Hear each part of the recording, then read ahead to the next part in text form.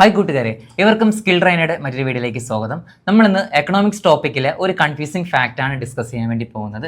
ഒരു confusing fact എന്നതിലുപരി ഞാൻ പറയാൻ ആഗ്രഹിക്കുന്നത് ഒരു ടോപ്പിക്കിലെ ഒരു അനലൈസ് എന്ന് നമുക്ക് പറയാൻ വേണ്ടി സാധിക്കും. ഓക്കെ, അപ്പോൾ നമുക്കറിയാവുന്ന ടോപ്പിക്ക് തന്നെയാണ് എക്കണോമിക്സിലെ ഏറ്റവും പ്രധാനപ്പെട്ട PSC ഒരുപാട് തവണ എക്കണോമിക്സ് ടോപ്പിക്കിൽ നിന്നും ആവർത്തിച്ച് ചോദിച്ചിട്ടുള്ള ഒരു ടോപ്പിക്കാണ്, അല്ലെങ്കിൽ ഒരു ഭാഗമാണ് നമ്മുടെ പഞ്ചവത്സര പദ്ധതി ഇല്ലെങ്കിൽ 5 ഇയർ പ്ലാൻ എന്ന് പറയുന്നത്.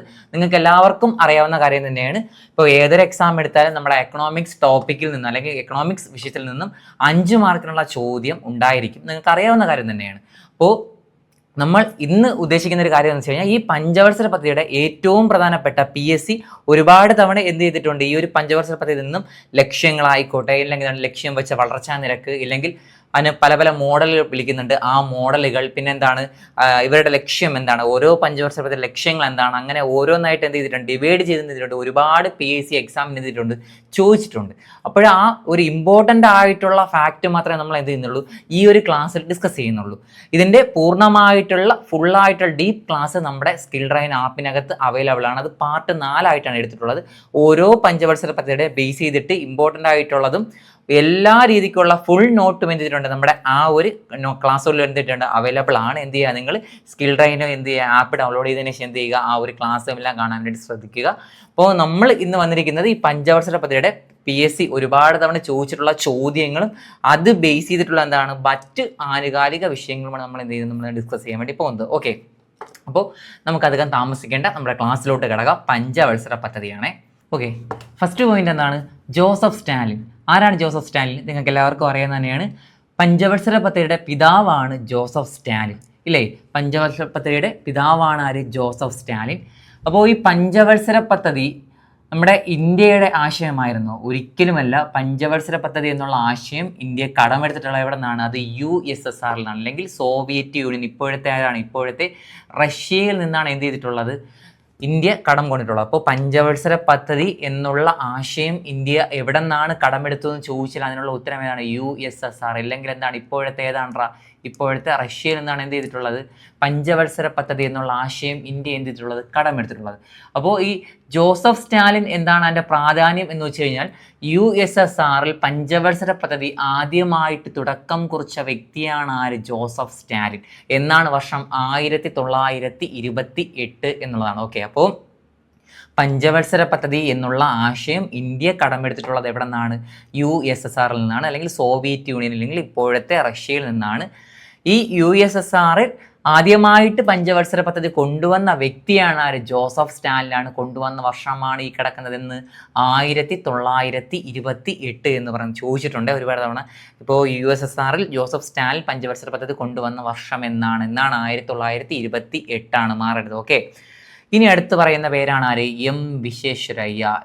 വിശ്വേശ്വരയ്യ ആരാണ്? വിശ്വേശ്വരയ്യ. അതും നിങ്ങൾക്ക് അറിയാവുന്ന കാര്യമാണ്.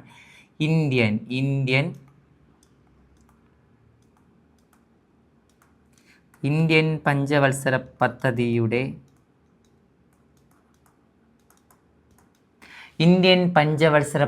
പിതാവാണ് ആര്? വിശ്വേശ്വരയ്യ എന്ന് പറയുന്നത്. ഇന്ത്യൻ പഞ്ചവത്സര പദ്ധതിയുടെ പിതാവ്, ഫാദർ ഓഫ് ഇന്ത്യൻ എന്നാണ് 5 ഇയർ പ്ലാനിൻ്റെ പിതാവാണ് ആര്? വിശ്വേശ്വരയ്യ എന്ന് പറയുന്നത്. ചോദിക്കാം, രണ്ട് രീതിക്ക് ചോദിക്കാം. പഞ്ചവത്സര പദ്ധതിയുടെ പിതാവ് എന്ന് ചോദിച്ചു കഴിഞ്ഞാൽ ആരാണ്? ജോസഫ് സ്റ്റാലിനാണ്. ആദ്യമായിട്ട് കൊണ്ടുവന്നത് എവിടെയാണ്? USSRലാണ്, ഇപ്പോഴത്തെ റഷ്യയിലാണ്. എന്നാണ് അദ്ദേഹം കൊണ്ടുവന്നത്? 1928. എന്നാൽ ഇന്ത്യൻ പഞ്ചവത്സര പദ്ധതിയുടെ പിതാവ് ആരെന്ന് ചോദിച്ചില്ല, അതാരാണ്? വിശ്വേശ്വരയ്യയാണ്. അടുത്ത് നമ്മൾ നോക്കുന്ന ഒരു ബുക്കാണ്, ഇതാണ്ട് കാണുന്നുണ്ടല്ലോ നിങ്ങൾ, പ്ലാൻഡ് എക്കണോമി ഫോർ ഇന്ത്യ എന്നുള്ളത്. PSC ഒരുപാട് തവണ ഈ ഒരു പുസ്തകം ആരുടേതാണെന്ന് ചോദിച്ചിട്ടുണ്ട്. Planned economy for India. ഇല്ലെങ്കിൽ ചോദിക്കാം വിശ്വേശ്വരയ്യയുടെ ഏറ്റവും പ്രധാനപ്പെട്ട ഗ്രന്ഥം അല്ലെങ്കിൽ ബുക്ക് ഏതെന്ന് ചോദിച്ചു കഴിഞ്ഞാൽ പ്ലാൻഡ് എക്കണോമി ഫോർ ഇന്ത്യയാണ്. വർഷം എന്നാണ് 1924. വർഷം നോട്ട് ചെയ്തിട്ടിരിക്കുക, 1924. അപ്പോൾ നമ്മളിപ്പോൾ നോക്കിയ ജോസഫ് സ്റ്റാലിനെ നോക്കിയായിരുന്നു. എന്താണ്, പഞ്ചവത്സര പദ്ധതിയുടെ പിതാവാണ് ജോസഫ് സ്റ്റാലിൻ. അദ്ദേഹം USSRലാണ് പഞ്ചവത്സര പദ്ധതി എന്നുള്ള ആശയം, അല്ലെങ്കിൽ എന്താണ്, USSRലാണ് ആദ്യമായിട്ട് പഞ്ചവത്സര പദ്ധതി സ്പ്രെഡ് ചെയ്യിപ്പിച്ചത്. 1928 അതിൻ്റെ തുടക്കം എന്ന് പറയുന്നത്. ഇന്ത്യൻ പഞ്ചവത്സര പദ്ധതിയുടെ പിതാവ് ആരാണ്? വിശ്വേശ്വരയ്യയാണ്. അദ്ദേഹത്തിൻ്റെ പ്രസിദ്ധമായിട്ടുള്ള പുസ്തകം ആണ് ഏത്? Planned economy for India. വർഷം എന്നാണ് 1934. ഓക്കെ, ഇനി അടുത്തുള്ളത് NDC. അതും നിങ്ങൾക്ക് അറിയാവുന്ന പോയിന്റാണ്. എന്താണ് NDC? ദേശീയ വികസന കൗൺസിലാണ് NDC. അതായത് പഞ്ചവത്സര പദ്ധതി അംഗീകരിക്കുവാൻ വേണ്ടിയിട്ട് 1952 ഓഗസ്റ്റ് 1 ന്യൂഡൽഹിയിൽ സ്ഥാപിച്ച ഒരു സ്ഥാപനമാണ് ഏത്? NDC എന്ന് പറയുന്നത്. ഓക്കെ, അപ്പോൾ NDC എന്താണ്? നമ്മുടെ പഞ്ചവത്സര പദ്ധതി എന്ത് ചെയ്യണം? അംഗീകരിക്കുന്നതിന് വേണ്ടിയിട്ട്, അതിനെപ്പറ്റി കൂടുതലായിട്ട് വിശദീകരിച്ച് പഠിക്കുന്നതിന് വേണ്ടിയിട്ട് വന്ന ഒരു സ്ഥാപനമാണ് ഏത്? NDC എന്ന് പറയുന്നത്. അല്ലെങ്കിൽ NDCയുടെ ഫുൾ ഫോം എന്താണ്? ദേശീയ വികസന കൗൺസിൽ എന്ന് പറയുന്നത്. അപ്പോൾ ഇതിന്റെ ചെയർമാനായിട്ട് വരുന്നത് നമ്മുടെ ജവഹർലാൽ നെഹ്റു ആണ്. ഓക്കെ, അപ്പോൾ നമ്മുടെ ആസൂത്രണ കമ്മീഷൻ നിങ്ങൾക്ക് അറിയാവുന്നതാണ്. പ്ലാനിംഗ് കമ്മീഷൻ 1950 അപ്പോൾ ഈ പ്ലാനിംഗ് കമ്മീഷൻ മുഖേനയാണ് എന്ത് വരുന്നത്? ഈ ഒരു പഞ്ചവത്സര പദ്ധതി എന്നുള്ള ആശയം എന്ത് ചെയ്യുന്നത്? കടന്നു വരുന്നത്. എന്താണ് പഞ്ച് എന്ന് പറയുന്നത് തന്നെ നിങ്ങൾക്കറിയാം. 5 വർഷം കൂടുമ്പോഴെന്ത് ചെയ്യുക? മാറിക്കൊണ്ടിരിക്കുക, ഓരോന്നിനും എന്ത് ചെയ്യുക? ഡിവൈഡ് ചെയ്തുകൊണ്ടിരിക്കുക. ആ ഒരു ആശയമാണ് പഞ്ചവത്സര പദ്ധതി എന്ന് പറയുന്നത്. അപ്പോൾ എന്നാൽ ഇപ്പോൾ നിലവിൽ നമ്മുടെ എന്താണ് പഞ്ചവത്സര പദ്ധതി ഉണ്ടോ? ഇല്ല. ആസൂത്രണ കമ്മീഷന് പകരം വന്നതാണ് ഏത്? നമ്മുടെ നീതി ആയോഗ് 2015 ജനുവരി മാസം 1 തീയതി മുതൽ എന്ത് ചെയ്തു? പഞ്ചവത്സര പദ്ധതി എന്നുള്ള കോൺസെപ്റ്റ് എന്ത് ചെയ്തു? എടുത്തു മാറ്റി. പകരം ഇപ്പൊ എന്താണുള്ളത്? നരേന്ദ്രമോദി സർക്കാർ എന്ത് ചെയ്തു? 2014 കൂടി എന്ത് ചെയ്തു? ഈ ഒരു ആശയത്തിന് എന്ത് ചെയ്തു? മാറ്റിയിട്ട് നീതി ആയോഗ് എന്ന് പറയുന്ന ഒരു പുനർനാമകരണം എന്ത് ചെയ്തു? കൊടുത്തിട്ടുണ്ട്. ഓക്കെ, അത് നിങ്ങൾക്ക് അറിയാവുന്ന പോയിന്റ് തന്നെയാണ്. ഓക്കെ, ഇനി നമുക്ക് എന്ത് ചെയ്യാം? ഓരോ പഞ്ചവത്സര പദ്ധതി നമുക്ക് എന്ത് ചെയ്യാം? ഡിവൈഡ് ചെയ്ത് നമുക്ക് എന്താ പഠിക്കാം. ഞാൻ ആദ്യമേ പറയുന്നത്, ഞാൻ തുടക്കത്തിലേ ഞാൻ പറഞ്ഞ കാര്യങ്ങളാണ് ഇതെല്ലാം. അതെന്താണ്? നമ്മളിപ്പോൾ ഒരു ഡീപ്പ് ക്ലാസ് അല്ല, ഏറ്റവും പ്രധാനപ്പെട്ട കാര്യങ്ങൾ മാത്രമേ നമ്മൾ എന്ത് ചെയ്യത്തുള്ളൂ? പറഞ്ഞു പോകത്തുള്ളൂ. അത് നിങ്ങൾക്ക് ഇവിടെ കാണാനായിട്ട് സാധിക്കും. ഒന്നാം പഞ്ചവത്സര പദ്ധതി എന്താണ്? വർഷം. അതുപോലെ തന്നെയാണ് അതിന് അറിയപ്പെടുന്ന പേരെന്താണ്, അതെന്തിനാണ് കൂടുതലായിട്ട് എന്തിൻ്റെ ശ്രദ്ധ കേന്ദ്രീകരിച്ചു എന്നുള്ളത് മാത്രമേ നമ്മൾ എന്ത് ചെയ്യുന്നുള്ളൂ? പ്രധാനമായിട്ട് നോക്കി പോകുന്നുള്ളൂ. ഇതിൻ്റെ ഡീപ്പ് ക്ലാസ് എന്താണ് നമ്മുടെ ആപ്പിനകത്ത് അവൈലബിൾ ആണ്. എന്ത് ചെയ്യുക? കാണാനായിട്ട് ശ്രമിക്കുക. ഓക്കെ, അപ്പോൾ നമ്മുടെ ഒന്നാം പഞ്ചവത്സര പദ്ധതി എന്നാണ് വർഷം എന്നാണ് 1951 മുതൽ 56. ഞാൻ തുടക്കത്തിൽ പറഞ്ഞു പഞ്ചവത്സര പദ്ധതി എന്ന് പറഞ്ഞാൽ 5 വർഷം കൂടുമ്പോൾ എന്ത് ചെയ്യുക? മാറിക്കൊണ്ടിരിക്കുക. ഇത് വരാനുള്ള കാരണം മറ്റൊന്നുമല്ല, നമുക്ക് എന്ത് ചെയ്തു? ഇന്ത്യക്ക് സ്വാതന്ത്ര്യം ലഭിച്ചു എന്നാണ് 1947 ഓഗസ്റ്റ് 14 എന്ത് ചെയ്തു? അല്ലെങ്കിൽ 15 ഇന്ത്യക്ക് സ്വാതന്ത്ര്യം ലഭിച്ചു. ആ സമയത്ത് ഇന്ത്യ എന്താണ്? ഒരു ക്ഷേമരാഷ്ട്രമായിരുന്നു. ഇന്ത്യ വളരെ രീതിയിലുള്ള കഷ്ടം പിടിച്ച ഒരു രാജ്യമായിരുന്നു. സാമ്പത്തികപരമായിട്ടോ സാമൂഹികപരമായിട്ടോ എന്താണ് ഒരു രീതിക്കും സാമ്പത്തികപരമായിട്ടും എന്തല്ല ഇന്ത്യ എന്ന് പറയുന്ന രാജ്യം ഒരു സ്റ്റേബിൾ ആയിരുന്നില്ല. അപ്പോൾ അതിൽ നിന്നെല്ലാം എന്ത് ചെയ്യുക? ഇന്ത്യ എന്ത് ചെയ്യുക? വികസിച്ച് അല്ലെങ്കിൽ ഡെവലപ്മെന്റ് കൺട്രി ആയിട്ട് എന്ത് ചെയ്യുക? കൊണ്ടുവരിക. ആ ഒരു കോൺസെപ്റ്റ് എന്ത് ചെയ്യുക? ഇന്ത്യ എന്ത് ചെയ്യുക? ഒരു ക്ഷേമരാഷ്ട്രമായിട്ട് എന്ത് ചെയ്യുക? പടുത്തുയർത്തുക എന്നുള്ള ലക്ഷ്യമായിട്ട് മുന്നോട്ട് കൊണ്ടുവന്നിട്ടാണ് ആ സമയത്ത് എന്താണ് സർക്കാരും ആ സമയത്തുള്ള പ്രധാന നേതാക്കന്മാരും കൊണ്ടുവന്ന ഒരു പ്ലാനിങ് ആണ് ഏത്? ആസൂത്രണ കമ്മീഷൻ എന്ന് പറയുന്നത്. ഈ ഒരു ആസൂത്രണ കമ്മീഷൻ വഴിക്കാണ് എന്ത് വരുന്നത്? ഓരോ 5 വർഷം കൂടുമ്പോൾ എന്ത് ചെയ്യുക? ഓരോ മേഖലയ്ക്ക് എന്ത് ചെയ്യുക? പുരോഗതി വരുത്തുക എന്നുള്ള കോൺസെപ്റ്റുമായിട്ട് കൊണ്ടുവന്ന ഒരു ആശയമാണ് നമ്മുടെ പഞ്ചവത്സര പദ്ധതികൾ എന്ന് പറയുന്നത്. അപ്പോൾ ആദ്യമായിട്ട് വന്ന ഒന്നാം പഞ്ചവത്സര പദ്ധതിയാണ് നമ്മുടെ ഏതാണ്? 1951 മുതൽ 51, 52, 53, 54, 55 എന്താണ് 56, 52 തുടങ്ങി എന്ത് ചെയ്തു? ഈ ഒരു 5 വർഷത്തോടു കൂടി എന്ത് ചെയ്തു? ഫസ്റ്റ് ഒന്നാം പഞ്ചവത്സര പദ്ധതി സ്റ്റാർട്ട് ചെയ്തു. അപ്പോൾ PSC ചോദിച്ചിട്ടുണ്ട് മോഡൽ ഒന്നാം പഞ്ചവത്സര പദ്ധതി അല്ലെങ്കിൽ ഹരോൾഡ് ഡോമർ മാതൃക അല്ലെങ്കിൽ ഹരോൾഡ് ഡോമൽ എന്നും പറയുന്നുണ്ട്, ഹരോൾഡ് ഡോമർ എന്നും പറയുന്നത് രണ്ടും ഒന്ന് തന്നെയാണ്. അപ്പോൾ ഹരോൾഡ് ഡോമർ മോഡൽ അല്ലെങ്കിൽ ഹരോൾഡ് ഡോമർ മാതൃക എന്നറിയപ്പെടുന്ന പഞ്ചവത്സര പദ്ധതി ഏതെന്ന് ചോദിച്ചാൽ അത് നമ്മുടെ ഒന്നാം പഞ്ചവത്സര പദ്ധതിയാണ്. ഓക്കെ, അപ്പോൾ ഹരോൾഡ് ഡോമർ മാതൃക അല്ലെങ്കിൽ ഹരോൾഡ് ഡോമർ മോഡൽ അറിയപ്പെടുന്നത് ഏത് പഞ്ചവത്സര പദ്ധതി എന്ന് ചോദിച്ചു കഴിഞ്ഞാൽ ഏതാണ്? ഒന്നാം പഞ്ചവത്സര പദ്ധതിയാണ്. നമുക്കറിയാം നമ്മുടെ PSC പഠിക്കുന്ന അല്ലെങ്കിൽ എക്കണോമിക്സ് ടോപ്പിക് എടുക്കുന്ന ഒരു വിദ്യാർത്ഥിയെ സംബന്ധിച്ച് ആദ്യമായിട്ട് പഠിക്കുന്ന ഒരു ടോപ്പിക്, അതായത് നിങ്ങൾ തുടക്കത്തിൽ എന്ത് ചെയ്യും? ഒരു പഞ്ചവത്സര പദ്ധതി പഠിച്ചിട്ടുണ്ടായിരിക്കും. അതുകൊണ്ട് തന്നെ ഒന്നാം പഞ്ചവത്സര പദ്ധതിക്ക് നിങ്ങൾക്ക് എല്ലാവർക്കും എന്തായിരിക്കും? നല്ല രീതിക്ക് തറവായിരിക്കും, ഇല്ലേ? അപ്പോൾ കാർഷികം, അഗ്രികൾച്ചർ, ഈ ഒരു കാർഷിക മേഖലയ്ക്ക് ഊന്നൽ നൽകി കൊണ്ടുവന്ന പദ്ധതിയാണ് നമ്മുടെ ഒന്നാം പഞ്ചവത്സര പദ്ധതി. അപ്പോൾ ഒന്നാം പഞ്ചവത്സര പദ്ധതി എന്തിനാണ് ശ്രദ്ധ കേന്ദ്രീകരിച്ചു? അല്ലെങ്കിൽ ഒന്നാം പഞ്ചവത്സര പദ്ധതിയുടെ ലക്ഷ്യം എന്തെന്ന് ചോദിച്ചാൽ എന്താണ്? കൃഷിക്കും ജലസേചനത്തിനും എന്ത് ചെയ്യുക? മികവ് കൂട്ടുക എന്നുള്ളതാണ്. അപ്പോൾ ഓക്കെ, അപ്പോൾ കൃഷിക്കും ജലസേചന സൗകര്യത്തിനും വേണ്ടിയിട്ട് എന്ത് ചെയ്യുക? മികവ് കൂട്ടുക എന്നുള്ള ലക്ഷ്യത്തോട് കൂടിയിട്ട് കടന്നു വന്ന പഞ്ചവത്സര പദ്ധതിയാണ് ഇത് നമ്മുടെ ഒന്നാം പഞ്ചവത്സര പദ്ധതി 1951 മുതൽ 56 വരെ. അപ്പോൾ ഹരോൾഡ് ഡോമർ മാതൃക എന്നറിയപ്പെടുന്ന പഞ്ചവത്സര പദ്ധതിയാണ് ഏത്? ഒന്നാം പഞ്ചവത്സര പദ്ധതി. ഓക്കെ, കൃഷിയും ജലസേചന സൗകര്യവും കൂടാതെ ഫക്രാനങ്കൽ ഹിരാക്കുട്ട് എന്ന് പറയുന്ന അണക്കെട്ട് നിർമ്മാണം ആരംഭിച്ചതും ഏത് കാലഘട്ടത്തിൽ തന്നെയാണ്? ഈ ഒന്നാം പഞ്ചവത്സര പദ്ധതി കാലഘട്ടത്തിൽ തന്നെയാണ്. ഓക്കെ, അപ്പോൾ ഒന്നാം പഞ്ചവത്സര പദ്ധതി കാലഘട്ടം ഏറ്റവും ഇമ്പോർട്ടൻ്റ് ആണ്. പിന്നെ ഇതിന് പുറമെ നമ്മളിപ്പോൾ ഇതിലില്ലാത്ത ഒരു കാര്യമാണ് KN രാജ് എന്ന് പറയുന്ന വ്യക്തി. KN രാജ് അദ്ദേഹമാരാണ് ഒന്നാം പഞ്ചവത്സര പദ്ധതിക്ക് എന്താണ് ആമുഖം അല്ലെങ്കിൽ കരട് തയ്യാറാക്കിയ വ്യക്തിയാണ് ആര്? KN രാജ് എന്ന് പറയുന്ന വ്യക്തി. ഓക്കെ, അപ്പോൾ ഏറ്റവും പ്രധാനപ്പെട്ട ഒരു വ്യക്തിയാണ്. ഇതും എന്ത് ചെയ്തിട്ടുണ്ട്, ചോദിച്ചിട്ടുണ്ട്. PSC ഒരുപാട് തവണ എന്ത് ചെയ്തിട്ടുണ്ട്, ചോദിച്ചിട്ടുണ്ട്. കരടല്ലെങ്കിൽ എന്താണ് ആമുഖം തയ്യാറാക്കിയ വ്യക്തി ആരാണ്? KN രാജാണ്. ഒന്നാം പഞ്ചവത്സര പദ്ധതിയുടെ ഒരു മെയിൻ ആയിട്ടുള്ള ഒരു വ്യക്തി ആരാണ്? നമ്മുടെ KN രാജാണ്. ഓക്കെ, അപ്പോൾ ഒന്നാം പഞ്ചവത്സര പദ്ധതി ഇത്രയും മാത്രമേ ഉള്ളൂ. കാലവർഷം എന്നതാണ് 1951 മുതൽ 56 വരെയാണ്. ഹരോൾഡ് ഡോമർ മാതൃക അല്ലെങ്കിൽ ഹരോൾഡ് ഡോമർ മോഡൽ എന്നറിയപ്പെടുന്ന പഞ്ചവത്സര പദ്ധതിയാണ് ഒന്നാം പഞ്ചവത്സര പദ്ധതി. ഈ ഒന്നാം പഞ്ചവത്സര പദ്ധതിയുടെ ഏറ്റവും പ്രധാനപ്പെട്ട വ്യക്തിയാണ് ആര്? KN രാജ്. അദ്ദേഹമാണ് ഒന്നാം പഞ്ചവത്സര പദ്ധതിയുടെ കരട് അല്ലെങ്കിൽ ആമുഖം തയ്യാറാക്കിയിട്ടുള്ള വ്യക്തി.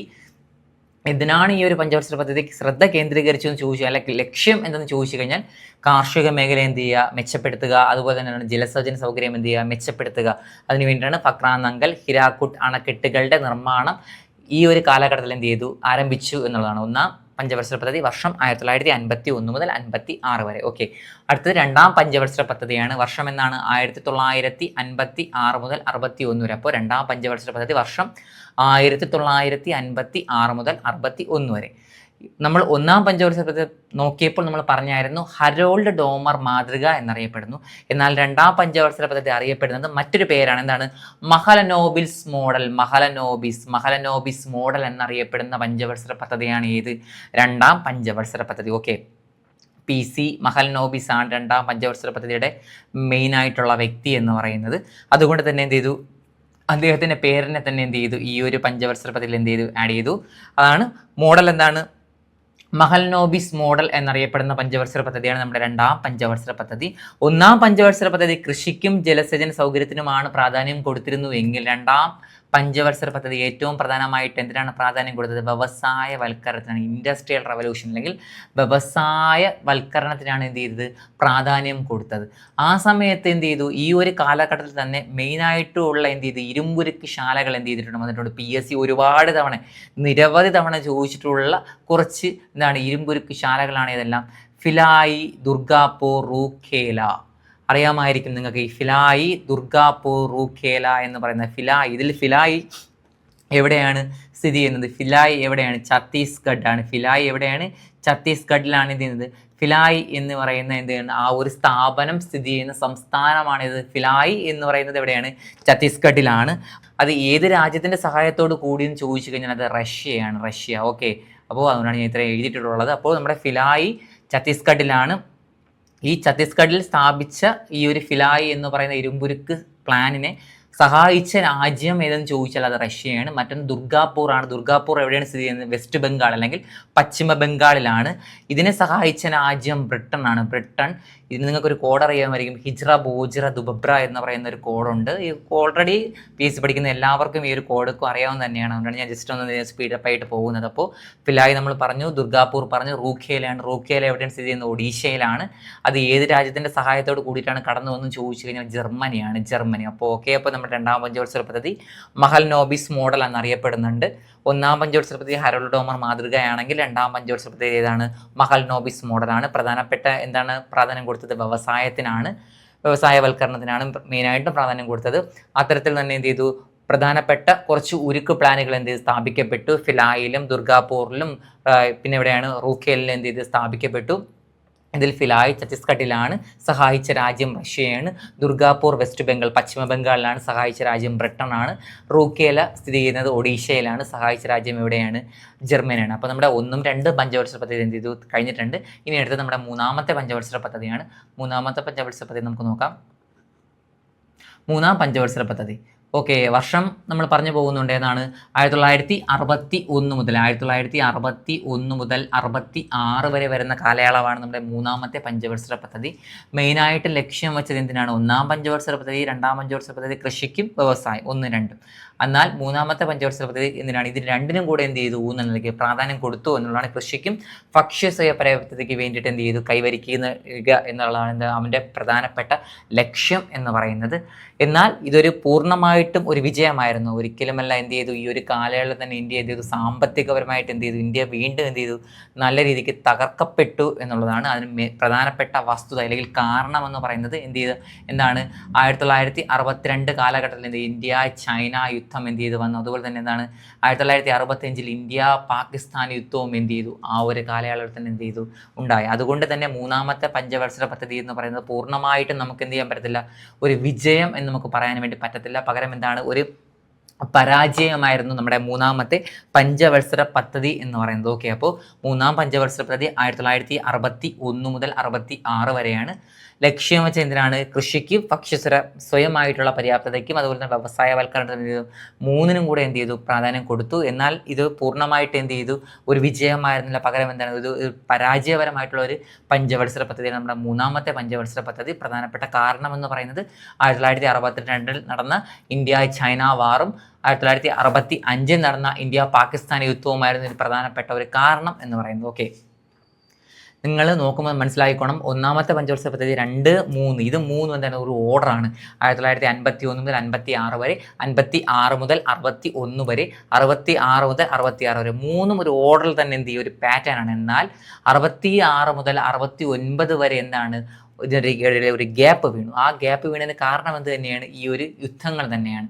ഇന്ത്യ എന്ത് ചെയ്തു, ഈ ഒരു 1962 65 യുദ്ധങ്ങൾ നടന്നപ്പോൾ ഇന്ത്യ എന്ത് ചെയ്തു, സാമ്പത്തികപരമായിട്ട് ഇന്ത്യ എന്ത് ചെയ്തു, വളരെ രീതിക്ക് എന്താണ് മോശപ്പെട്ട ഒരു അവസ്ഥയിലോട്ട് ഇന്ത്യ എന്ത് ചെയ്തു, മാറപ്പെട്ടു. അതുകൊണ്ട് തന്നെ എന്ത് ചെയ്തു, ഒരു നാലാമത്തെ ഒരു പഞ്ചവത്സര പദ്ധതി സ്റ്റാർട്ട് ചെയ്ത പകരം എന്ത് ചെയ്തു, ഒരു ഹോളിഡേ അല്ലെങ്കിൽ പ്ലാൻ ഹോളിഡേ എന്ന് പറയുന്ന എന്ത് ചെയ്തു, ഒരു സ്കീം എന്ത് ചെയ്തു കൊണ്ടുവന്നു. അതായത് പഞ്ചവത്സര പദ്ധതി എന്നുള്ള ആശയം എന്ത് ചെയ്തു, ഒന്ന് ഹോൾഡ് ചെയ്ത് വെച്ചതിന് ശേഷം എന്ത് ചെയ്തു, ഒരു പ്ലാൻ ആയിട്ടുള്ള ഒരു ഹോളിഡേ, ഒരു വെക്കേഷൻ പോലെ എന്ത് ചെയ്തു, ഒരു 3 വർഷം എന്ത് ചെയ്തു, അതിനത്തേക്ക് വേണ്ടിയിട്ട് എന്ത് ചെയ്തു, മാറ്റി വെച്ചു എന്നുള്ളതാണ്. അതിനും പ്രധാനപ്പെട്ട കാരണം മറ്റൊന്നുമില്ല, എന്താണ്, ഈ ഒരു മൂന്നാമത്തെ പഞ്ചവത്സര പദ്ധതിയുടെ ഒരു പരാജയം കൊണ്ടാണ് എന്ത് ചെയ്തത്, ഈ ഒരു പ്ലാൻ ഹോളിഡേ എന്ന് പറയുന്ന ഒരു കോൺസെപ്റ്റ് എന്ത് ചെയ്തത് ഇവിടെ വരാനുള്ള കാരണം. ഇതിനുശേഷം 3 വർഷങ്ങൾക്ക് ശേഷം എന്ത് ചെയ്തു, പൂർവാധിക ശക്തിയോട് കൂടിയിട്ട് എന്ത് ചെയ്തു, നാലാമത്തെ പഞ്ചവത്സര പദ്ധതി ഇത് കടന്നു വന്ന വർഷം എന്നാണ് 1969 മുതൽ 74 വരെ. വീണ്ടും എന്തായി, 5 വർഷം കൂടുമ്പോഴാണ്. അങ്ങനെ 69 എന്ത് ചെയ്തു, സ്റ്റാർട്ട് ചെയ്തു. പ്രധാനപ്പെട്ട ലക്ഷ്യം എന്താണ്ടാ, സ്ഥിരതയോട് കൂടിയിട്ടും എന്താണ്, സ്വാശ്രയത്തെ കൂടിയിട്ടുമുള്ള വളർച്ച. അതെന്താണ് സ്ഥിരത, നമ്മുടെ മൂന്നാമത്തെ പഞ്ചവത്സര പദ്ധതിയോട് കൂടിയിട്ട് എന്ത് ചെയ്തു, വന്നു നിന്ന സ്ഥിരത എന്ത് ചെയ്തു, നഷ്ടപ്പെട്ടു. യുദ്ധങ്ങളെല്ലാം വന്നപ്പോൾ എന്ത് ചെയ്തു, മെയിനായിട്ട് വീണ്ടും നഷ്ടപ്പെട്ടു. ആ ഒരു സ്ഥിരത എന്ത് ചെയ്യുക, സ്വാശ്രയം ക്ഷേമരാഷ്ട്രത്തോടു കൂടിയിട്ടുള്ള വളർച്ച എന്ത് ചെയ്യുക, വളർന്നു വരിക എന്നുള്ള സ്കീം എന്ത് ചെയ്തു, നാലാം പഞ്ചവത്സരത്തിൻ്റെ പ്രധാനപ്പെട്ട ലക്ഷ്യമായിട്ട് നമുക്ക് എന്ത് ചെയ്യാൻ വേണ്ടി സാധിക്കും, കണക്കാക്കാൻ വേണ്ടി സാധിക്കും. ഇനി മറ്റൊരു പോയിന്റാണ് ഗാഡ്ഗിൽ നിങ്ങൾക്കറിയാമായിരിക്കും. ഗാഡ്ഗിൽ മോഡൽ എന്നറിയപ്പെടുന്ന പഞ്ചവത്സര പദ്ധതിയാണ് ഏത്, നമ്മുടെ ഗാഡ്ഗിൽ മോഡൽ എന്നറിയപ്പെടുന്ന പഞ്ചവത്സര പദ്ധതിയാണ് നമ്മുടെ നാലാമത്തെ പഞ്ചവത്സര പദ്ധതി. ചില PSC ചോദ്യങ്ങൾ ചോദിച്ചിട്ടുണ്ട്, ഗാഡ്ഗിൽ മോഡൽ എന്നറിയപ്പെടുന്നത് മൂന്നാമത്തെ പഞ്ചവത്സര പദ്ധതി എന്ന് പറയുന്നുണ്ട്. എന്നാൽ ഇതിൻ്റെ റൈറ്റ് ആൻസർ എന്ന് പറയുന്നത് നമ്മുടെ നാലാമത്തെ പഞ്ചവത്സര പദ്ധതിയാണ്. അപ്പോൾ നമ്മുടെ ഒന്നാമത്തെ പഞ്ചവത്സര പദ്ധതി നമ്മൾ പറഞ്ഞപ്പോൾ നോക്കിയായിരുന്നു, ഏതാണ്, ഹരോൾഡ് ഡോമർ മാതൃക എന്നറിയപ്പെടുന്നത്. രണ്ടാമത്തെ പഞ്ചവത്സര പദ്ധതി ഏതാണ് മഹൽനോബിസ് മോഡൽ അല്ലെങ്കിൽ മഹൽനോബിസ് പദ്ധതി എന്നറിയപ്പെടുന്നുണ്ട്. നാലാമത്തെ പഞ്ചവത്സര പദ്ധതിയുടെ പേരാണ് ഏത്, ഗാഡ്ഗിൽ മോഡൽ അല്ലെങ്കിൽ എന്താണ്, ഗാഡ്ഗിൽ മാതൃക എന്നറിയപ്പെടുന്ന പഞ്ചവത്സര പദ്ധതിയാണ് ഏത്, നാലാം പഞ്ചവത്സര പദ്ധതി. ഓക്കെ, അപ്പോൾ നമ്മൾ മുകളിൽ പറഞ്ഞപ്പോൾ ഒരു പോയിന്റ് പറയാൻ വിട്ടു. ഈ പ്ലാൻ ഹോളിഡേ എന്ന് പറയുന്ന ഒരു ആശയം അല്ലെങ്കിൽ ആ ഒരു പ്ലാൻ ഹോളിഡേ കൊണ്ടുവന്ന പ്രധാനമന്ത്രിമാർ തന്നെയാണ് നമ്മുടെ ഇന്ദിരാഗാന്ധി തന്നെയാണ്. അപ്പോൾ ചോദിക്കാൻ ചിലപ്പോൾ പ്ലാൻ ഹോളിഡേ സമയത്തെ പ്രധാനമന്ത്രി ആര് തന്നെയാണ്, ഇന്ദിരാഗാന്ധി തന്നെയാണ്. അപ്പോൾ നമ്മുടെ നാലാം പഞ്ചവത്സര പദ്ധതി 1969 മുതൽ 74 വരെ. ഗാഡ്ഗിൽ മോഡൽ എന്നറിയപ്പെടുന്ന പഞ്ചവത്സര പദ്ധതിയാണ് നമ്മുടെ നാലാമത്തെ പഞ്ചവത്സര പദ്ധതി. ആ സമയത്ത് ഇന്ത്യൻ പ്രധാനമന്ത്രി ആര് തന്നെയാണ്, ഇന്ദിരാഗാന്ധി തന്നെയാണ്. ഈ സമയത്ത് ഏറ്റവും പ്രധാനപ്പെട്ട ഒരു കോൺസെപ്റ്റാണ് എന്താണ്, 14 ബാങ്കുകളെ എന്ത് ചെയ്തു, ബാങ്കുകളെ എന്താണ് ദേശസാൽക്കരിച്ചു.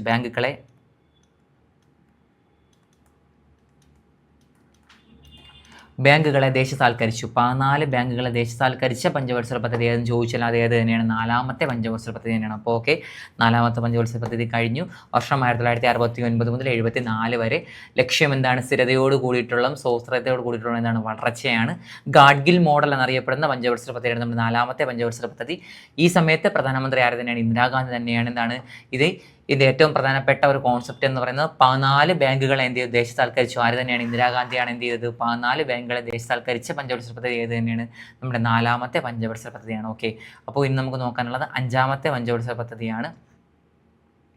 അഞ്ചാമത്തെ പഞ്ചവത്സര പദ്ധതി വർഷം ഏതാണ്ടാ, നമ്മൾ അതിൽ പറഞ്ഞു നിർത്തിയത് 1969 മുതൽ 74 വരെയാണെങ്കിൽ അഞ്ചാമത്തെ പഞ്ചവത്സര പദ്ധതി വർഷം ഏതാണ്, കാലഘട്ടം എന്നാണ്, 1974 മുതൽ 79 വരെ. ഓക്കെ, അപ്പോൾ അഞ്ചാമത്തെ പഞ്ചവത്സര പദ്ധതി PSC ഇതുവരെ ചോദിച്ചിട്ടുള്ള പഞ്ചവത്സര പദ്ധതി ഭാഗം എടുത്തു കഴിഞ്ഞാൽ PSC ഒരുപാട് തവണ ചോദിച്ചിട്ടുള്ള ഏക പഞ്ചവത്സര പദ്ധതിയാണ് നമ്മുടെ 5ാമത്തെ പഞ്ചവത്സര പദ്ധതി. അതുകൊണ്ട് എന്താണ് ഏറ്റവും പ്രധാനപ്പെട്ടതാണ്, എല്ലാവരും എന്ത് ചെയ്യുക, ഈ ഒരു പഞ്ചവത്സര പദ്ധതി ഉറപ്പായിട്ടും വിട്ടുപോകരുത്. 5ാമത്തെ പഞ്ചവത്സര പദ്ധതി എന്ത് ചെയ്യുക, നല്ല രീതിക്ക് തന്നെ എന്ത് ചെയ്യുക, നോക്കിയിട്ട് പോകുക. ഓക്കെ, 5ാം പഞ്ചവത്സര പദ്ധതി വർഷം 1974 മുതൽ 79 വരെ.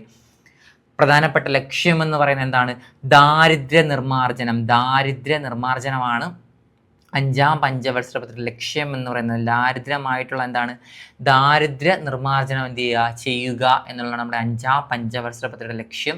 അതുപോലെ തന്നെ എന്താണ്, ഗരീബി ഘടാവോ സ്വാശ്രയത്വം. ലക്ഷ്യങ്ങൾ എന്തൊക്കെയാണ്, ദാരിദ്ര്യ നിർമ്മാർജ്ജനവും അതുപോലെ തന്നെ എന്താണ്, ഗരീബി ഘടാവോ എന്നുള്ള ആശയം, പിന്നെ എന്താണ്, സ്വാശ്രയത്വം. ഇതിനേക്കും കൊണ്ടുവന്ന ഒരു ലക്ഷ്യം വെച്ചിട്ടുള്ള ഒരു പഞ്ചവത്സര പദ്ധതിയാണ് നമ്മുടെ 5ാമത്തെ പഞ്ചവത്സര പദ്ധതി.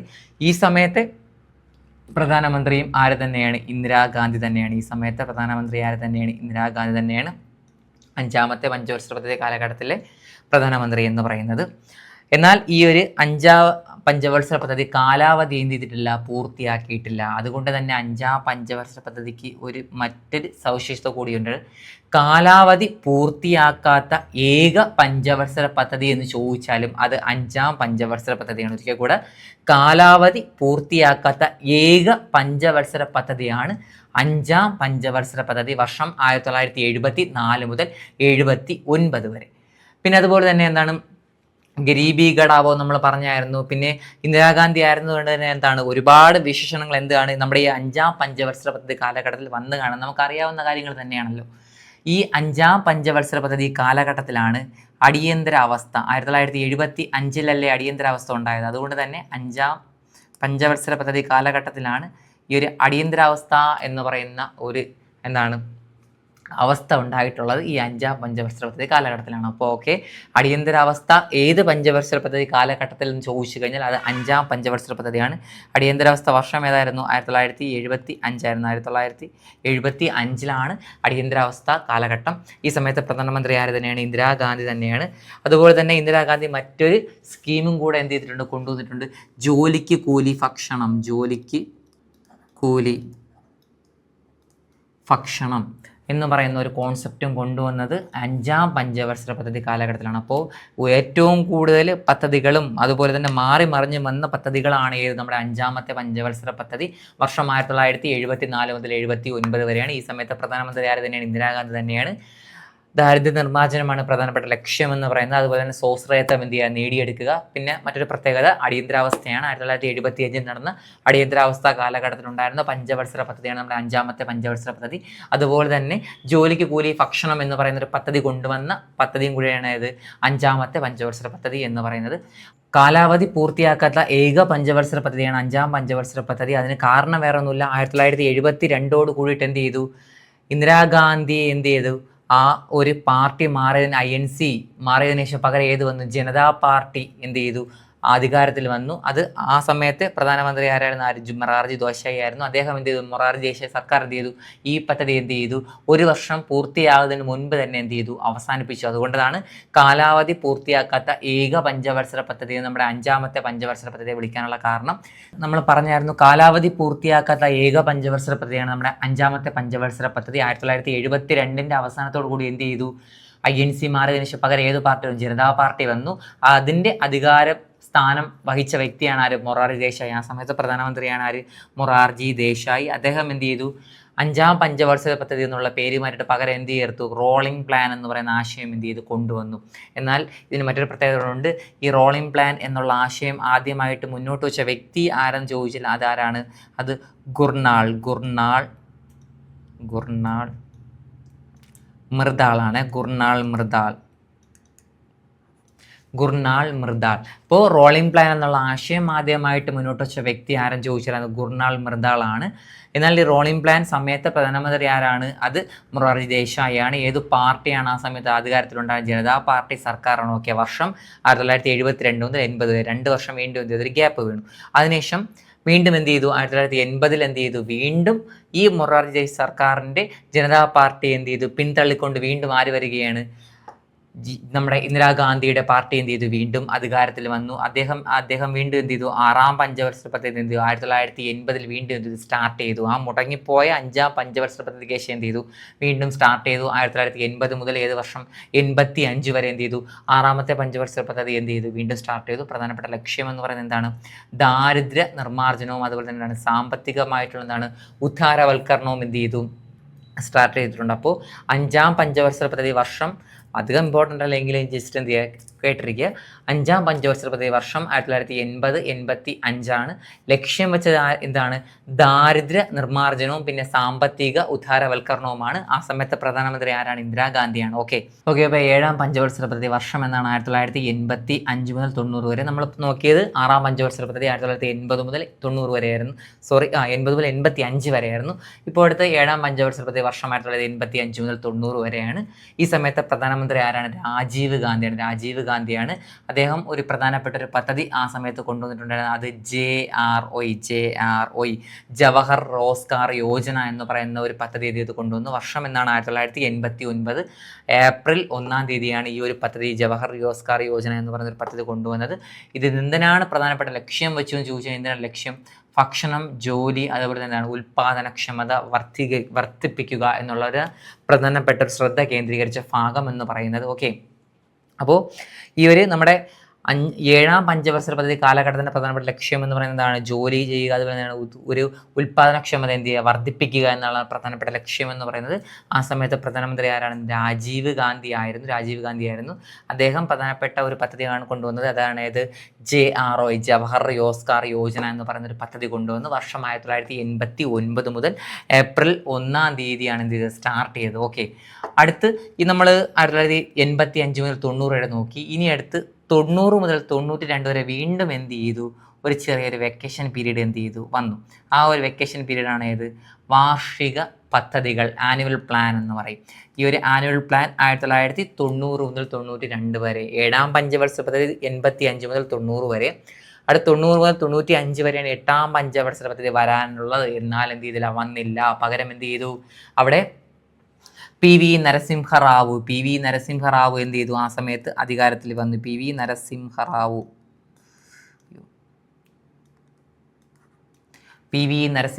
എന്ത് ചെയ്തു, ഈ സമയത്ത് അധികാരത്തിൽ വന്നു. അദ്ദേഹം എന്ത് ചെയ്തു, പഞ്ചവത്സര പദ്ധതിയെ വീണ്ടും എന്ത് ചെയ്തു, ഒന്ന് സ്റ്റോപ്പ് ചെയ്തിട്ട് എന്ത് ചെയ്തു, അദ്ദേഹം ഒരു വാർഷിക പദ്ധതി അല്ലെങ്കിൽ ആനുവൽ പ്ലാൻ എന്ന് പറയുന്ന ഒരു കോൺസെപ്റ്റ് എന്ത് ചെയ്തു, കൊണ്ടുവന്ന. വർഷം 1990 മുതൽ 92 വരെയാണ്. അദ്ദേഹം ഇതിന് എന്തുകൊണ്ടാണ് അദ്ദേഹം ഈ ഒരു പഞ്ചവത്സര പദ്ധതി സ്റ്റോപ്പ് ചെയ്ത് വെച്ചു എന്ന് ചോദിച്ചാൽ വേറെ ഒന്നുമില്ല, സാമ്പത്തികപരമായിട്ടുള്ള എന്താണ് പ്രതിസന്ധിയും രാഷ്ട്രീയപരമായിട്ടുള്ള എന്താണ് അങ്ങോട്ടും ഇങ്ങോട്ടുള്ള ഒരു രാഷ്ട്രീയപരമായിട്ടുള്ള അസ്ഥിരത കൊണ്ടാണ് ഈ ഒരു 8ാം പഞ്ചവത്സര പദ്ധതി എന്നുള്ള കോൺസെപ്റ്റ് തുടങ്ങാതെ പകരം എന്ത് ചെയ്തത്, ഒരു വാർഷിക പദ്ധതി എന്ന് പറയുന്ന കോൺസെപ്റ്റ് എന്ത് ചെയ്ത് സ്വീകരിച്ചത്. വർഷം 1990 മുതൽ 92 വരെയാണ്. കാരണം എന്താണ്, സാമ്പത്തിക പ്രതിസന്ധിയും പിന്നെ എന്താണ് രാഷ്ട്രീയപരമായിട്ടുള്ള അസ്ഥിരതയുമാണ്. ഈ സമയത്തെ പ്രധാനമന്ത്രിയാണ് ആര്, PV നരസിംഹറാവു. ഓക്കെ. അടുത്ത് ഈ 2 വർഷം കഴിഞ്ഞതിന് ശേഷം വീണ്ടും എന്ത് ചെയ്തു, 8ാം പഞ്ചവത്സര പദ്ധതി വീണ്ടും സ്റ്റാർട്ട് ചെയ്തു. 1992 മുതൽ 97 വരെയാണ്. ഈ ഒരു ആനുവൽ പ്ലാനിന് ശേഷം എന്ത് ചെയ്തു, 8ാം പഞ്ചവത്സര പദ്ധതി സ്റ്റാർട്ട് ചെയ്തു. ഈ സമയത്തെ പ്രധാനമന്ത്രി ആരാണ്, മൻമോഹൻ സിംഗ് ആണ് ഈ സമയത്തെ പ്രധാനമന്ത്രി. അറിയാം, ഇതിനെ മറ്റൊരു പേരും കൂടെ വിളിക്കുന്നത് എന്താണ്, മക്മോഹൻ അല്ലെങ്കിൽ മൻമോഹൻ മോഡൽ.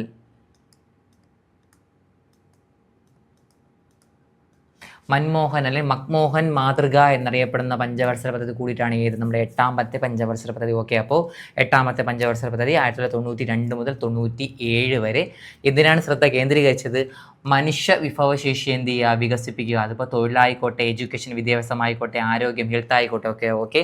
നമ്മുടെ 8ാമത്തെ പഞ്ചവത്സര പദ്ധതി മെയിനായിട്ട് ലക്ഷ്യം വെച്ചാൽ എന്തിനാണ്, മനുഷ്യ വികസനത്തിന് വേണ്ടിയിട്ടാണ്. തൊഴിലായിക്കോട്ടെ, വിദ്യാഭ്യാസമായിക്കോട്ടെ, ആരോഗ്യ മേഖല ആയിക്കോട്ടെ, ഇതിനെന്ത് ചെയ്യുക, വികസനത്തിലോട്ട് എന്ത് ചെയ്യുക, കൊണ്ടുവരിക. ഈ സമയത്തെ കാലഘട്ടത്തിലെ പ്രധാനമന്ത്രിയാണ് ആര്, മൻമോഹൻ. അതുപോലെ തന്നെ ചോദിച്ചിട്ടുണ്ട്, മക്മോഹൻ മോഡൽ എന്നറിയപ്പെടുന്ന പഞ്ചവത്സര പദ്ധതിയാണ് നമ്മുടെ 8ാമത്തെ പഞ്ചവത്സര പദ്ധതി.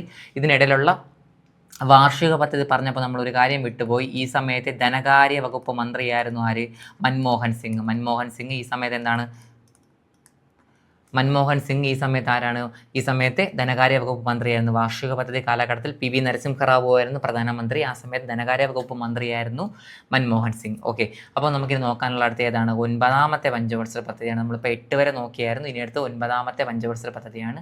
9ാമത്തെ പഞ്ചവത്സര പദ്ധതി വർഷം 1997 മുതൽ 2002 വരെ. ഓക്കെ, അപ്പോൾ 9ാമത്തെ പഞ്ചവത്സര പദ്ധതി വർഷം 1997 മുതൽ 2002 വരെ. ചെറിയൊരു പ്രാധാന്യമുണ്ട്, മറ്റൊന്നുമല്ല, ഇന്ത്യക്ക് സ്വാതന്ത്ര്യം കിട്ടിയതിന് ശേഷത്തെ ഇന്ത്യക്ക് സ്വാതന്ത്ര്യം കിട്ടി 50ാം വർഷം ആഘോഷിക്കുന്ന സമയത്ത് എത്രാമത്തെ പഞ്ചവത്സര പദ്ധതി എന്ന് ചോദിച്ചു കഴിഞ്ഞാൽ അത് 9ാമത്തെ പഞ്ചവത്സര പദ്ധതിയാണ്. മാറല്ലേ? അപ്പോൾ ഇന്ത്യക്ക് സ്വാതന്ത്ര്യം ലഭിച്ചതിന് ശേഷം, അല്ലെങ്കിൽ ഇന്ത്യക്ക് സ്വാതന്ത്ര്യം ലഭിച്ച് 50 വർഷം പൂർത്തിയായപ്പോൾ ഏത് പഞ്ചവത്സര പദ്ധതിയായിരുന്നു എന്ന് ചോദിച്ചു കഴിഞ്ഞാൽ അത് 9ാമത്തെ പഞ്ചവത്സര പദ്ധതിയാണ്. വർഷം 1997 മുതൽ 2002 വരെയാണ്. 9ാമത്തെ പഞ്ചവത്സര പദ്ധതിയുടെ ലക്ഷ്യം അല്ലെങ്കിൽ എന്തിനാണ് ശ്രദ്ധ കേന്ദ്രീകരിച്ചതെന്ന് ചോദിച്ചാൽ അത് നീതിയും സമത്വവും ഉൾപ്പെടുന്ന വളർച്ചയാണ്. നമ്മുടെ 9ാമത്തെ പഞ്ചവത്സര പദ്ധതിയുടെ മെയിനായിട്ടുള്ള കോൺസെപ്റ്റ് എന്ന് പറയുന്നത്. നമ്മുടെയൊക്കെ സ്വാതന്ത്ര്യം ലഭിച്ച് 50 വർഷം പൂർത്തിയായപ്പോഴായിരുന്നു നമ്മുടെ 9ാമത്തെ പഞ്ചവത്സര പദ്ധതി കാലഘട്ടം. വർഷം 1997 മുതൽ 2002 വരെയാണ്. അതുപോലെ തന്നെ ഈ ഒരു സമയത്താണ് നമ്മുടെ കുടുംബശ്രീ എന്ന് പറയുന്ന പദ്ധതി ഏത് പഞ്ചവത്സര പദ്ധതി കാലഘട്ടത്തിലാണ് തുടക്കം കുറിച്ചു എന്ന് ചോദിച്ചാലും അതും ഏത് തന്നെയാണ്? ഈ 9ാം പഞ്ചവത്സര പദ്ധതി കാലഘട്ടത്തിൽ തന്നെയാണ്. ഇപ്പോൾ 9ാം പഞ്ചവത്സര പദ്ധതി 4 പോയിന്റ് മാത്രമേ ഉള്ളൂ. വർഷം 1997 മുതൽ 2002 വരെ. ഇന്ത്യക്ക് സ്വാതന്ത്ര്യം ലഭിച്ചു 50 വർഷം പൂർത്തിയായപ്പോൾ ഉണ്ടായിരുന്ന പഞ്ചവത്സര പദ്ധതിയാണ് 9ാമത്തെ പഞ്ചവത്സര പദ്ധതി. എന്തിനാണ് ശ്രദ്ധ കേന്ദ്രീകരിച്ചത്? സാമൂഹികവും നീതിയും സമത്വവും എന്ത് ചെയ്യുക? ഉൾക്കൊള്ളിച്ചുകൊണ്ടുള്ള വളർച്ചയാണ്. അതുപോലെ തന്നെ കുടുംബശ്രീ പദ്ധതി എന്ന് പറയുന്ന ഒരു കോൺസെപ്റ്റ് ആദ്യമായിട്ട് വന്നതും ഏത് തന്നെയാണ്? നമ്മുടെ 9ാമത്തെ പഞ്ചവത്സര പദ്ധതി കാലഘട്ടത്തിലാണ്. ഇനി അടുത്ത് നോക്കാനുള്ള 10ാമത്തെ പഞ്ചവത്സര പദ്ധതിയാണ്. 2002 മുതൽ 2007 വരെയാണ്.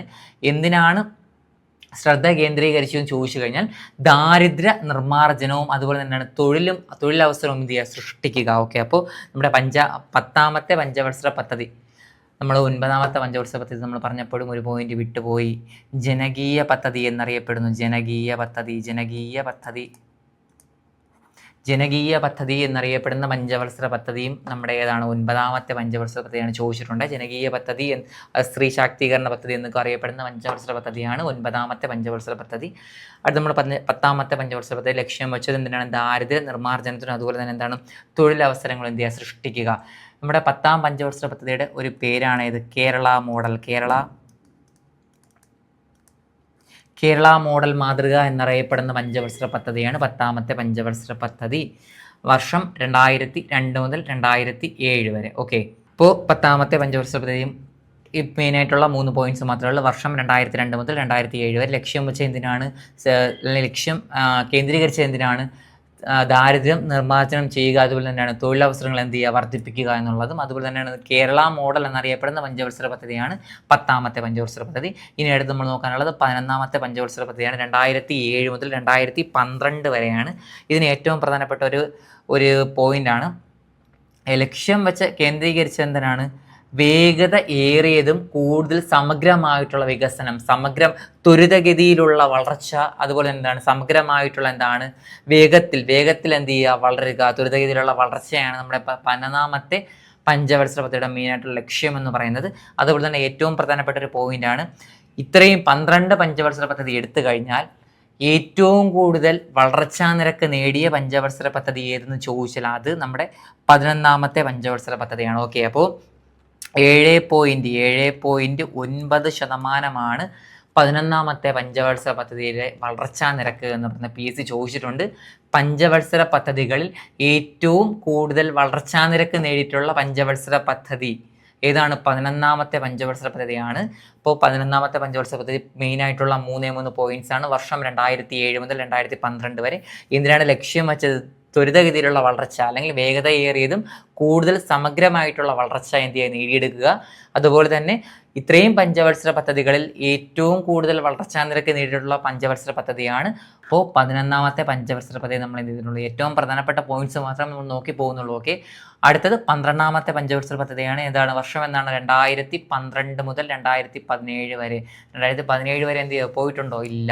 അപ്പോൾ നമ്മുടെ 12ാമത്തെ പഞ്ചവത്സര പദ്ധതി സുസ്ഥിര വികസനം, സുസ്ഥിര വികസനമാണ് പ്രധാനപ്പെട്ട ലക്ഷ്യം എന്ന് പറയുന്നത്. ഓക്കെ, അപ്പോൾ നമ്മുടെ 12ാമത്തെ പഞ്ചവത്സര പദ്ധതി വർഷം 2012 മുതൽ 2017 വരെയാണ്. എന്തിനാണ് ലക്ഷ്യം വെച്ചെന്ന് ചോദിച്ചു കഴിഞ്ഞാൽ എന്താണ്? വേഗതയേറിയ ത്വരിതഗതിയിലുള്ള വളർച്ചയും അതുപോലെ തന്നെ എന്താണ് സുസ്ഥിര വളർച്ച, സുസ്ഥിരപരമായിട്ടുള്ള സമഗ്രമായിട്ടുള്ള വളർച്ചയാണ് എന്ത് നമ്മുടെ 12ാമത്തെ പഞ്ചവത്സര പദ്ധതി സമയത്ത് എന്താണ് ലക്ഷ്യം വെച്ചത്. ഓക്കെ, അപ്പോൾ നമ്മളെന്താണ് ഏറ്റവും പ്രധാനപ്പെട്ട PSC ആവർത്തിച്ച് ചോദിച്ചിട്ടുള്ള പോയിന്റ്സ് മാത്രമേ നമ്മൾ എന്ത് ചെയ്തിട്ടുള്ളൂ, ഈ ഒരു നോട്ടിനകത്ത് എന്തിട്ടുള്ളൂ ആഡ് ചെയ്തിട്ടുള്ളൂ. അപ്പോൾ ഈ ഒരു വീഡിയോ നിങ്ങൾക്ക് എല്ലാവർക്കും യൂസ്ഫുൾ ആയി എന്ന് ഞാൻ വിശ്വസിക്കുന്നുണ്ട്. നമുക്കിപ്പോൾ എന്ത് ചെയ്യാം, അടുത്ത ഒരു ടോപ്പിക്കുമായിട്ട് നമുക്ക് വീണ്ടും കാണാം.